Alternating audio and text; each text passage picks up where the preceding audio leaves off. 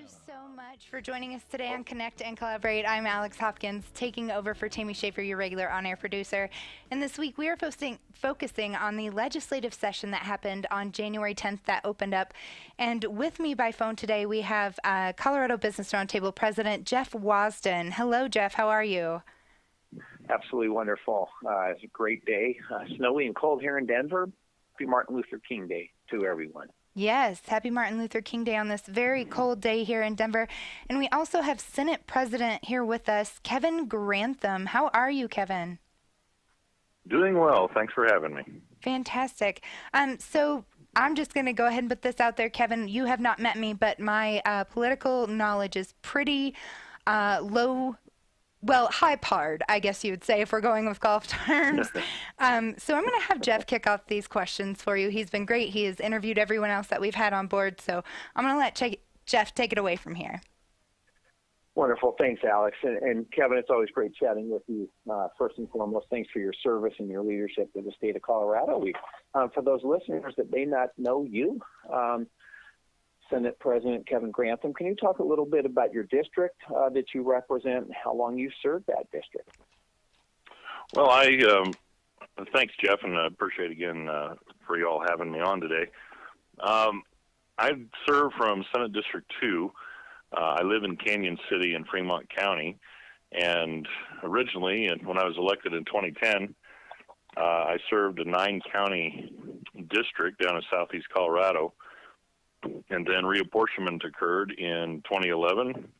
And so by 2012, and after that election, I was serving a different district, which is a 5-county district that is basically in a center portion of the state, including Fremont, Park, Teller, Clear Creek counties, and Pikes in the Pikes Peak area and the eastern plains of El Paso County. And so I have a district that goes all the way up to I-70 and also covers I-25 on the south end of El Paso County, and from the Eisenhower tunnels down to the NORAD tunnel. I have quite a diverse district of eastern plains and mountain community, ranching, farming, mining, and a whole lot of tourism. I love that. Now, your colleagues elected you as Senate President. Talk a little bit about that process for those that may not know how that election works internally, because the citizens of the state of Colorado did not elect you as Senate President. Now, say again, Jeff, I'm sorry. You're okay. Didn't mean to catch you in a cough there. Your colleagues elected you within your caucus as Senate President. And for those listeners that may not understand that process, certainly the electorate, the citizens and residents of the state of Colorado did not elect you that position. Talk about when you were elected to serve as Senate President in that process. Well, certainly. My apologies there, Jeff. You're welcome. Typically when any kind of leadership positions within any of the caucuses or the Senate itself, such as the President or the President pro tem, are each elected by the majority members of the Senate or the House, as the case may be. So after we retained the majority in the 2016 election, our majority caucus elected all of our leadership, including the President, and so that's essentially how we choose the President in the Senate, the Speaker in the House, plus the majority leaders, assistant majority leaders, caucus chairs, etc. Now, you enter this as one of your last years at the state legislature, certainly in the Senate position with term limits in the state of Colorado. Any melancholy, any thoughts related to that as you enter this last year? Well, it's a bittersweet, certainly. You just start figuring out how things work, and then you get to go home. And that's kind of typical for many of these jobs. I joke around with folks that when they ask me that question, Jeff, I say, I figure about the time I figure out where all the bathrooms are in the Capitol, they're going to send me home, and that's probably going to be true. It is bittersweet, though. You feel like you've done your part and you've served, and it's time to go. but then you also think, I still have so much left to do and so much I want to do for constituents and for the state of Colorado. And just when you start hitting stride, then you have to go. And so it's bittersweet. I've gone back and forth, Kevin, on term limits, and kind of continue to have those different views on the right level of term limits. Do we need term limits at all? But certainly I could see moving those term limits to 12 years, as you said. You kind of hit your stride, you get moving, you kind of get into the rhythm, you understand the process and how things works down there. And in your case, the bathrooms, or in most people's case. And then again, you're sent home, maybe not even with the gold watch. But before we get into really chatting about the ledge preview and your thoughts on this upcoming legislative session and where we're heading and the priorities of you, your colleagues, and within your caucus, I do want to take a quick look back to last year. What are some of the things that you were most proud of, the successes that maybe you and your Republican colleagues had in the Senate? And then were there any regrets of something you couldn't quite get past the finish line last year? Well, just on that last point there, I think certainly there's always going to be things that you wish you could have gotten done, things that you wish you could get across the finish line, and try not to look back too much. You try to always press forward, and that's kind of what we're doing this year. But if I had to answer the question, it'd have to be transportation. We want to get that done. We want to get roads taken care of here in Colorado. We need to get the expansions done where they're needed. We need to make our highways suitable for the volume that currently exists, let alone the volume that is going to exist in future years. If I wish we could have got something across the finish line, it would have been something with transportation last year. But that's not to say we didn't get anything done, certainly, because we got some major pieces across the goal line, including construction litigation reform, civil asset forfeiture reform, some pretty major things that we're able to get accomplished. And I think we have those opportunities ahead of us again on some major issues like rural broadband, transportation again, energy, all of the above energy policy with the Colorado Energy Office. So I think we have some major opportunities ahead of us that if there's any regrets from the past couple of years, I think we can take care of all of those this year. Well, let's go ahead and jump right into this year. Certainly we enter 2018 an election year. There's certainly some discussion about what election year politics mean at the Capitol, whether people are running signature bills, putting legislators on record or not. But let's take a look at transportation. I know that's your number one priority. You've mentioned not only from a perspective of last year, but moving into this session. Where do you see the biggest opportunities, and why are we not able to get something done on transportation? There's clearly a difference on approach between the Republican caucus and the Democratic caucus. Well, it still comes down to the source of revenue and where one side wants to take it from and where the other side wants to get it from. Those that oppose our viewpoint are looking at creating a new revenue stream, which translation is new taxes, whether it be sales tax or whether it be gas tax or whether it be some other mixture of tax increases. They're looking for a new stream of revenue. And I was on 1242 last year, and that's what that would have accomplished. That existed in a different world than where we're at right now. Right now we have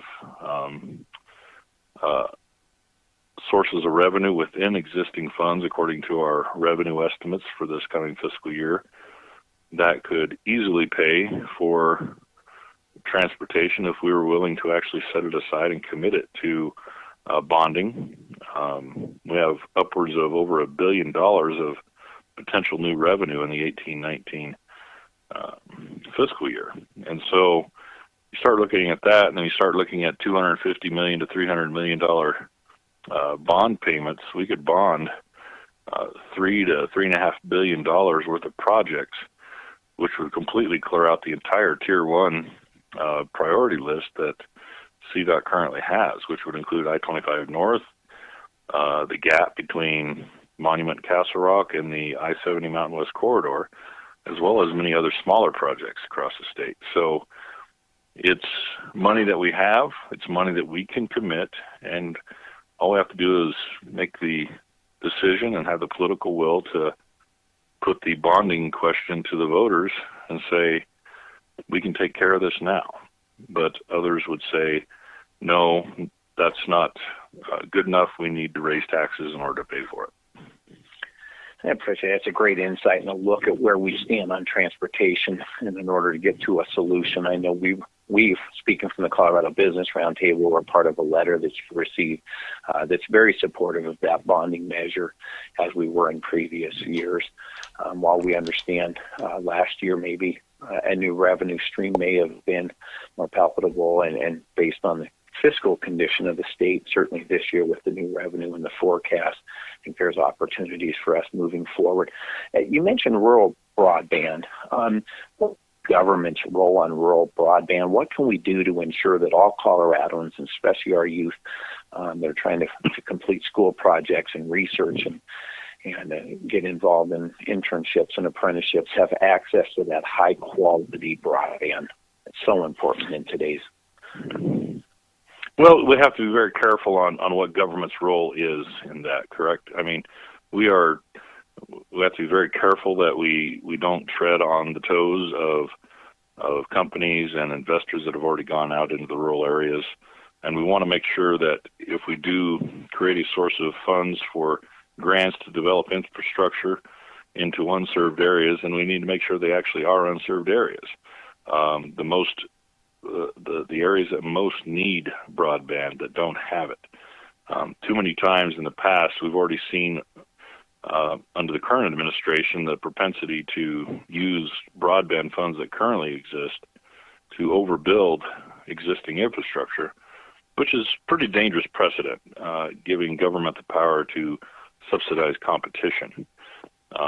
That creates a very bad situation for those that have already invested their own money into infrastructure. So government's role, I think, in this, to actually find and identify those areas in the state that are actually unserved and do what we can to put money into those areas to bring that infrastructure in so that we do have that broadband in the schools. We do have the broadband in the medical offices and the rural hospitals, so that we do have it in the libraries out in rural Colorado, to bring what we take for granted on the Front Range, to bring that to every corner of the state. Thank you for that, Kevin. I want to shift focus into another very controversial topic, and I know at one of the legislative preview breakfasts, this was probably the most stark revelation that there are different views approaching PARA, the Public Employee Retirement Funds that are out there, and what needs to be done with that. I think the governor certainly has a proposal. Our state treasurer, Walker Stapleton, has been discussing PARA and the need to reform that for years. There are several groups out there, Secure Futures. They're talking about that we're at that point where it's getting to be a crisis. But then you heard one of your colleagues on the other side say that there was no issue, that nothing needed to be done this year. Where are you at on PARA? What proposals do you like, and what do you see moving forward on fixing and making sure that promises kept, promises made on PARA reform? Well, we are certainly very concerned about PARA, and that's no secret. We've been talking about reforms to PARA for the last decade.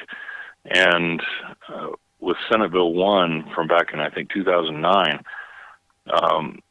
it was sold as a fix, when in actuality all it did was push out the liability in an amortization schedule that is probably over the next 50 years, assuming that there's some positive rates of return over that 50-year period. And the assumptions are incorrect, the fix was wrong, and finally those that put that in place are saying, okay, we didn't fix it. And so now it's up to us here and now to take a $30 to $50 billion unfunded liability and to try to put structural changes back in place that can put us on a real path to bringing down that unfunded liability. It's going to take some really difficult choices. There's some that say, well, no, we don't need to do anything. Well, we could take that tact and put our heads in the sand a little bit longer and end up with a $50 to $100 billion deficit in the near future. Or we can actually talk about retirement ages. We can actually talk about things like defined contribution versus defined benefit. Or we can talk about many of the other structural changes that we could put in place, and transparency as far as that goes on the para board, so that we can put us on a path that makes it possible for us to bring down the unfunded liability. Right now, we're the political will to do it, I'm not sure, is there. I think we will get something done that'll head us in the right direction. I'm not convinced that it will be the fix like they sold Senate Bill 1 a few years ago, but I think we can get on the right, heading in the right direction after legislation this year, which we put that in the capable hands of Senator Jack Tate, who is the chair of the Business Committee. Wonderful. I want to get into a two-part question now dealing with energy. You mentioned the energy office earlier, and so I want to address that, and then I certainly want to look at oil, gas, and energy development here in the state of Colorado. That seems to be a growing issue here in the state, and certainly you're seeing a lot of growth measures and setbacks and different rulings and legislation pending on trying to curb oil gas development in the state. But before we get to that piece, the energy office was something you referenced, and I believe the funding was cut off last year, if I'm correct. There's some discussions about reshaping that office and how we use that. So jump in and kind of explain where you are with that Colorado Energy Office. Well, certainly, and just to, put things back in perspective as far as the funding for the office goes, it didn't receive any state funding last year, but it did receive more than enough federal funding to keep going. So it didn't go away, and technically it's still in statute, so it's not going to go away unless we want to take it completely away and out of statute, and that's really not a possibility, and that's not what we want on our side. We want an energy office that, if we're going to use Colorado taxpayer dollars to fund it, then it's going to look at all forms of energy, including those that employ over 100,000 people in this state. And that's a $20 to $30 billion industry here in the state of Colorado, and that includes oil and gas. And so we want an all-of-the-above kind of energy office that gears itself towards the promotion of all forms of energy to the end of reducing energy costs to the citizens of Colorado and the consumers of energy. So that is our goal with the energy office, and I think we're on a good path down that road. I mentioned in my opening day speech, Jeff, that I don't care if we look at oil and gas, we look at all forms of energy. I don't care what we ultimately get. I'm Switzerland on that. Oil, gas, coal, wind, solar, natural gas, hydrogen, nuclear. I even said we could harness the power of the hot air rising out of the Capitol Dome, and I'd be okay with that. But Love that. it doesn't really matter as long as the end goal is let's promote it all. We can bring safety into the factors on all of these forms of energy. And probably the most volatile form of energy in that entire list is the hot air rising out of the Capitol. So what we should be doing is looking at how can we lower costs to consumers in Colorado. And that should be the main goal. And I think the current Colorado Energy Office has lost that focus, and I think the PUC has lost that focus, to be perfectly honest. And so we have to look at some significant enough reforms to set things back on the right track. Well, I appreciate that. I serve on the Vital for Colorado board, and we understand how responsible energy development and all forms of energy are just as important to your point. But let's make sure we treat them all fairly, that we understand the importance that they all bring to not only our state's GDP, but to sustainable energy independence here in the state of Colorado. This industry's certainly been under attack. There's a lot of legislation that gets ran trying to change setbacks to 2,500 feet, and that would certainly basically shut down that industry. There's a lot of great people there, and I think we just need to find that right balance and ensure that everybody is treated fairly equally, that we're not subsidizing one level or form of energy over another. One thing that I do want to try and touch base on real quick, and I'm sure Alex is going to give us a clue that we're going to run out of time here. There seems to be bills that come in waves or in packages. I know the last couple of years we had certainly a lot around workforce development.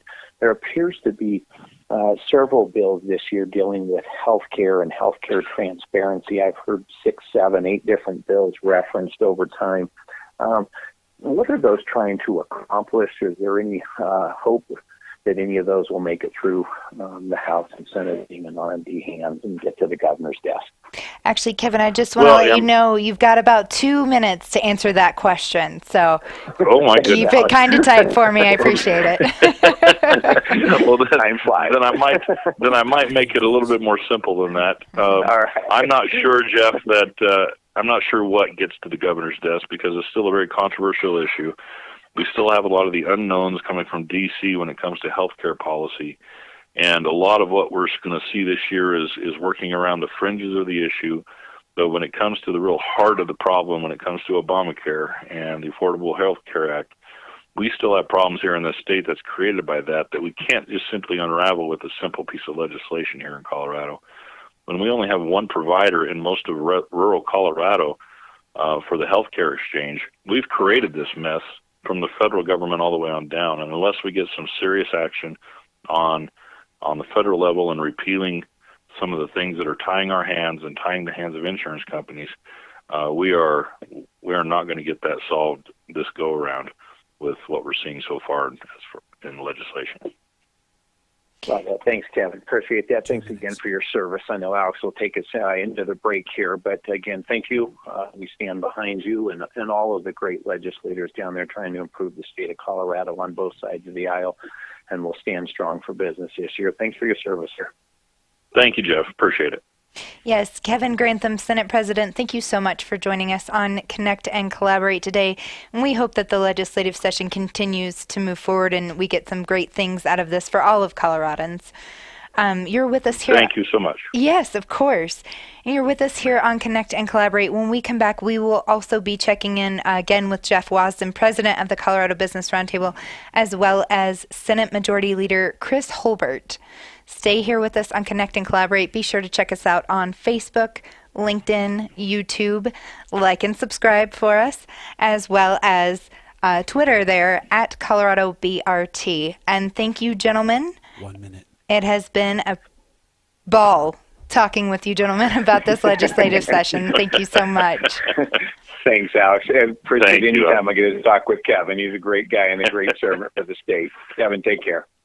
Hey, thank you, guys. Thank you. And Jeff, you're going to be with me in this next phone call, yes? Yep, good to go. And I've kind of separated out a few things that Kevin didn't address so it doesn't get duplicated. Thank you so much for staying with us here on Connect and Collaborate today. I am Alex Hopkins, your on-air producer for the day, taking over for Tammy Schaefer, who is on vacation, and I'm very jealous she's in Mexico right now. But we are talking legislative session, and that started on January 10th. That opened up. And we were just on the phone with Kevin Grantham, who's the Senate President, and we have Colorado Business Roundtable President Jeff Wasden on the phone, and right now we are checking in with Senate Majority Leader Chris Holbert. So welcome, Jeff. Welcome, Chris. How are you guys doing today? Trying to fight off the cold. It's a little chilly out here, but it is winter, so glad to see a little moisture. Yes, absolutely. Oh, yeah. Great conversation with Senate President Kevin Grantham. But I'm excited to talk to my state senator, Senator Chris Holbert, who represents a significant portion of Douglas County, where I also live. Chris, there's a lot of discussion about some of the priorities and what this legislative session looks like going into. Before we get into that, I do want to give you an opportunity to really kind of talk a little bit about what you are getting quite a reputation for on Facebook, which is really a educational look at the legislative process. Can you talk a little bit about the time and what that means and how people can find and follow you on Facebook? I find what you are doing and the service you're providing on Facebook to be so impactful. I just want to give you a chance to kind of share a little bit of that with the listeners. Sure, happy to. I started working at the Colorado Capitol back in 2002. I managed a trade association and had a lobbyist who reported to me. And through the years down there, I actually got registered in Colorado. If you're paid while talking to legislators, you probably should register and report what you're doing. But I had the opportunity to learn from people, professional lobbyists, volunteer lobbyists, legislators, former legislators, and really learn the process. And I found that people who are not familiar with what happens at the state capitol often make some rather predictable mistakes in how they go about advocacy. So what I do on Facebook is try to explain the process without taking sides. I generally don't advocate for or against the bills that I'm running. It's not official correspondence with the senator or Senate Majority Leader. It really has more to do with me personally and the company that I have, my consulting business. By the way, we're part-time citizen legislators in Colorado. We're only in session 4 months out of the year. And the other 8 months out of the year, I really look for paid opportunities to teach the things that I write about on Facebook. So today we talked about the importance of asking questions. Almost all advocacy that legislators receive from outside the Capitol is based on telling. Vote yes for one set of reasons or vote no for another set of reasons. But if you spend time at the Capitol and listen to lobbyists, you'll almost never hear that type of advocacy. What lobbyists do almost always is ask questions. Are you familiar with this bill? 2, have you taken a position on this bill? And ultimately, if you have taken a position, if you're familiar with it, how are you going to vote? Everything at our Colorado Capitol operates on the basis of a simple majority or greater vote. So if you have a simple majority support from a committee or on the floor, you're going to get the outcome that you want, whether that's yes or no. And asking those questions is far more empowering than just simply telling a legislator, I want you to vote yes for these reasons or no for those other reasons.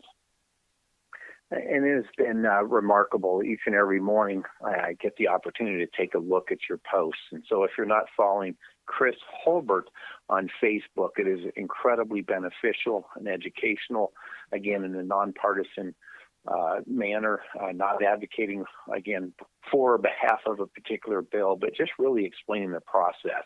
So thank you, yes, Chris, first and foremost, for that. I did mention quite rewarding. I was going to say it's quite rewarding to hear from other members or lobbyists who've been around the Capitol for years that might read one of my posts. I've gone to the Capitol some days and have people who, I work with and respect say, gosh, I read your post this morning and I didn't know it worked that way. So hopefully people learn some valuable information. Yeah, whether you're in or out of the system, it is certainly a great opportunity to learn a little bit behind the scenes. So thank you.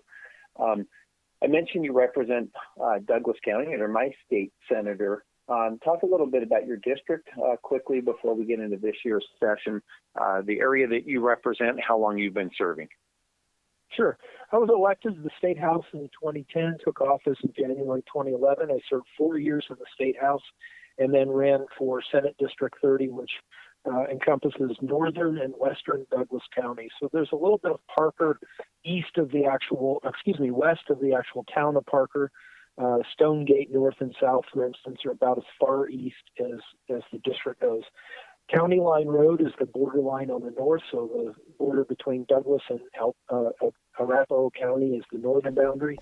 It runs west all the way out from the center of Chatfield Reservoir, and then south down the county line between Douglas and Jefferson County through communities like Roxborough Park, all the way down to Sedalia, the northern edge of Sedalia. And that comes sort of the jagged line of the east as you head back north, Daniels Park, Castle Pines North, but not the village.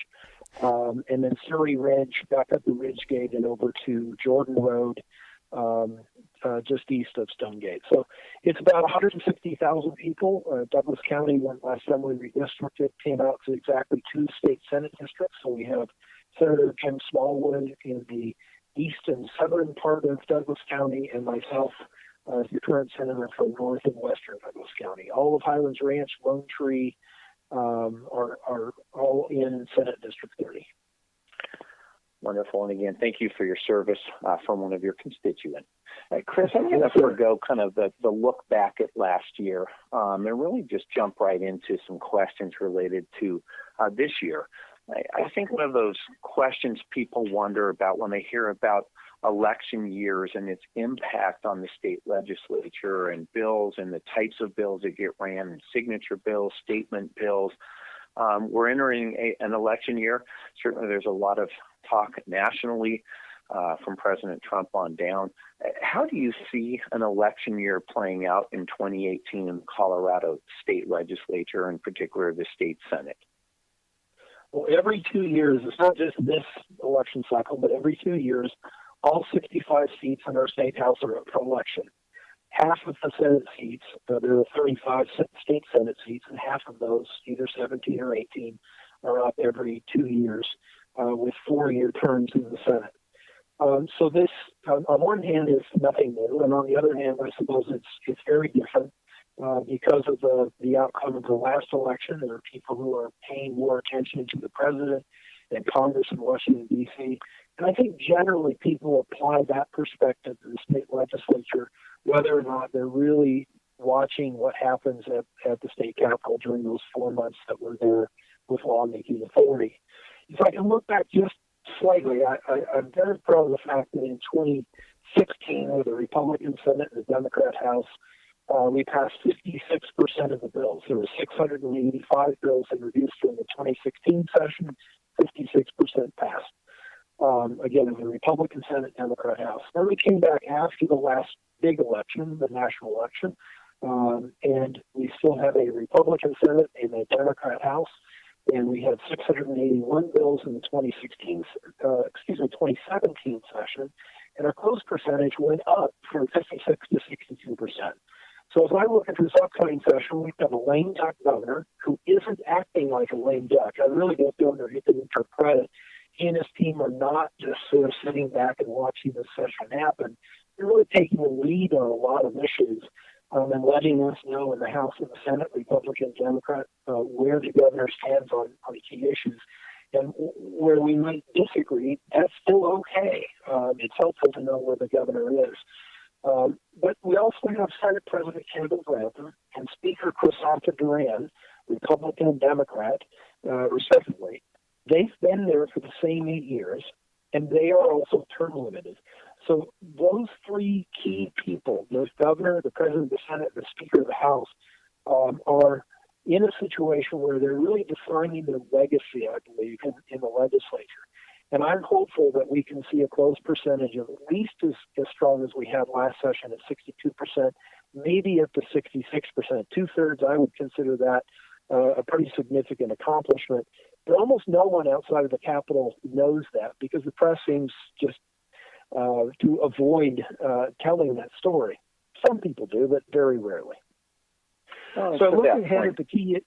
I'm sorry, go ahead. I was just going to say, to that point, Chris, when you're talking about the number of bills that actually passed in a bipartisan or some form of bipartisan fashion, one of the areas that's been championed early is the bipartisan discussions around the opioid crisis here in the state of Colorado. Those don't make the headlines sometimes when everybody comes together and you find bipartisan fixes.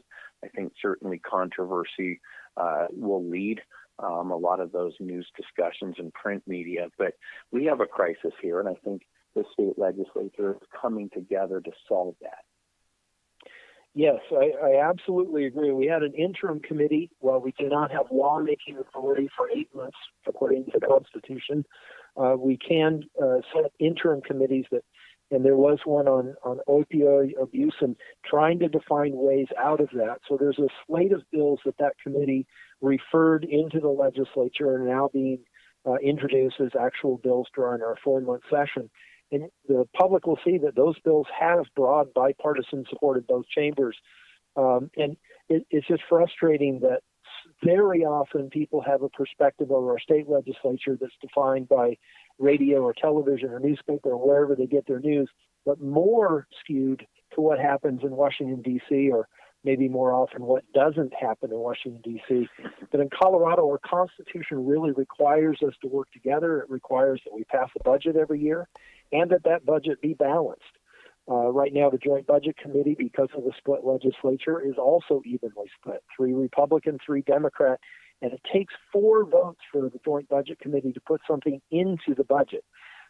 People generally aren't aware of that, don't know those things, and that's okay. But there's so many reasons to be thankful for our Constitution. It's this way because the people of Colorado over the years, over the decades, have amended our state constitution to require these things. And with the split legislature, it requires us to work together. Well, and it's a great segue to my next question, which is really around that budget. There's been some discussions about changing or revamping the budget process here in the state of Colorado. That people may find it outdated, it's broken, it's not reflective of current trends in the industry and GDP growth, et cetera. Chat a little bit about where you are and what those discussions are looking like, what they're trying to solve. Well, it's sort of the best case scenario, and maybe in some cases not so great. I won't say the worst. But there are 6 legislators who are really responsible each year for crafting our state budget. They spent months before the session gathering information from all the executive branch departments and the judicial branch. We also have a legislative branch budget. But the Joint Budget Committee spends months collecting information and preparing a budget. Right now they're working on what's called supplemental bills. So we're approaching we are in the last half of our current fiscal year, July 1st through June 30th. And the supplemental bills are corrective legislation that help balance the current fiscal year budget. We don't have a deficit. We can't print money. We can't raise taxes. We can't increase tax rates, unlike Congress. So in Colorado, under our Constitution, to manage that balanced budget, the Joint Budget Committee is working on supplemental bills to make sure that the current fiscal year ends on a balanced number. It is balanced. Then what they'll do is take up the next fiscal year budget about end of March, early April. The House and the Senate will be considering the next fiscal year budget based on projections from July 18 through June 30, 2019. And that's a constant process. So there are some, and I in the past have looked at this myself, who are asking, should we involve more of the legislature or all of the legislators more thoroughly in that budget process? Right now, it's really up to those 6 members of the Joint Budget Committee. And I think the answer to that is yes. Now, there are ways that legislators can be more active, and that is to attend Joint Budget Committees that are held in October, November, December, leading up to the session. And sometimes we have legislators who do participate in those meetings, and other times we don't. So we can encourage legislators to be more active in that. But as far as actual reform, legislation that might change the way we budget, there are some legislators who would like to see our committees of reference. Now, in House and Senate, we have different committees of reference, but they cover the same general areas. Before I was in leadership, I served 6 years on the Business Committee. In the Senate, that's called Business, Labor, Technology. I also served 6 years on the Education Committees, again, between the House and the Senate, and most of that time on Finance. Those committees of reference have different oversight responsibilities over different departments and divisions, especially within the executive branch. And it's helpful to have those committee members know what the strategic plan is, how it's implemented, what the budget requirements are for each of the departments and divisions. Our state government is organized very much like the federal government, so we have a Department of Revenue. That's the state tax collector. But within the Department of Revenue, there are divisions, for instance, the Marijuana Enforcement Division, MED, the Liquor Enforcement Division, LED. there are all different kinds of divisions that fall under those departments. Over at the Department of Regulatory Agencies, if you have a license or a register to do some kind of business in Colorado, you probably know what DORA is. And that's a state department that manages many, many divisions, real estate, securities, banking, all of these different divisions. So for the people on the business committee to understand what DORA is doing, that's very helpful. And to have that committee, those committee members, the chair of the House and Senate Business Committees more directly involved in what's going on at DORA, or the Finance Committee, what's going on at Revenue, or the Education Committee, what's going on over at the Colorado Department of Education. That's a good motivation. How we get there between where we are now with 6 people being primarily responsible for that process and involving the other 94 legislators, I really don't know what the answer to that is, but there are some legislators who are working on legislation to propose different ways, again, to get more legislators more directly involved in the budget process. Appreciate that, Chris. I want to shift a little bit to the rural-urban divide that seems to be growing here in the state. We hear a lot of talk in the business community about the 2 economies. Senate President Grantham talked about rural broadband and access, certainly the economy, the economic development, the wages, the types of jobs that exist on the Front Range look very differently when you get out to the West Slope or the Eastern Plains. What can the legislative process do, and what can you do as a state senator? And what is the proper role of your engagement and involvement in trying to help solve that and ensure all Coloradans have access to a great job? Well, first, it's always important that we take time to listen to our colleagues from other political perspectives, other communities, other parts of the state. There is a very high level of respect, at least my experience has been 7 years now, 8 year inside the glass and 7 years around the Capitol on the outside of the glass. There's a very high level of respect between members, and occasionally we see metro where higher concentrations of people move in a direction that, in my opinion, is sometimes outside the interest of rural Colorado. My family moved to Glenwood Springs in 1961. I was 6 months old, and my earliest memories are being in rural Colorado and on the Western Slope. I've lived in the Denver area since 1977, and I'm certainly seen as more of a metro area legislator. But I have a love for Western Colorado, and I try to be attentive to what rural legislators are saying and what's of interest to them. 2 things I point to, and both involve Senator Don Coram from Montrose. One, he has a mining background, a cattle background, but he is pushing the envelope on a new industry. Senator Coram is in the hemp business, and Minority Leader Guzman made reference to that in her opening day speech and presented Senator Coram, I think, with some hand lotion made from hemp. But Senator Coram has found a way to bring new commerce into the Western Slope, into his community of Montrose. The other mention I want to give to him is his bipartisan, across the aisle, bicameral effort to bring rural broadband access to rural Colorado. It's not just the Western Slope. And we see, again, a bipartisan effort there. And for the first time ever, big companies like AT&T and Comcast and Verizon, for instance, and I think CenturyLink as well, are really at the table talking about how they're going to get this done, not the question of will they do it. The answer seems to be yes. The discussion is more over how it will get done.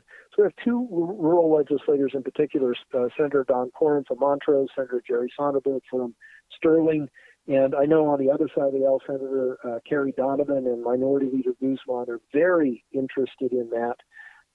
And I encourage people maybe who are listening to what's coming out of Washington, D.C. and are concerned about the subject of net neutrality, make sure you know what's actually happening in Colorado, because our providers of technology, that broadband technology, those big companies are working right now in a very cooperative way to expand access and speed up that access.